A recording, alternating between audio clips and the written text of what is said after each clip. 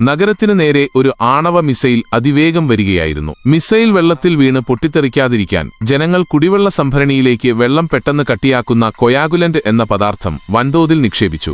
എന്നാൽ 10 മിനിറ്റ് കഴിഞ്ഞിട്ടും വെള്ളം കട്ടിയാകാത്തതിനാൽ ജിമ്മി അതിലേക്ക് എടുത്തുചാടി ഒരു മൺവെട്ടി ഉപയോഗിച്ച് വെള്ളം വേഗത്തിൽ ഇളക്കിമറിച്ചു. പെട്ടെന്ന് വെള്ളം കട്ടിയായെങ്കിലും ജിമ്മി ആ ചതുപ്പിൽ പൂർണ്ണമായും കുടുങ്ങിപ്പോയി. മിസൈൽ തൊട്ടടുത്തെത്തിയ നിർണായക നിമിഷത്തിൽ അവനെ രക്ഷിക്കാൻ സഹപ്രവർത്തകർ ഒരു ഹെലികോപ്റ്റർ കൊണ്ടുവന്നു.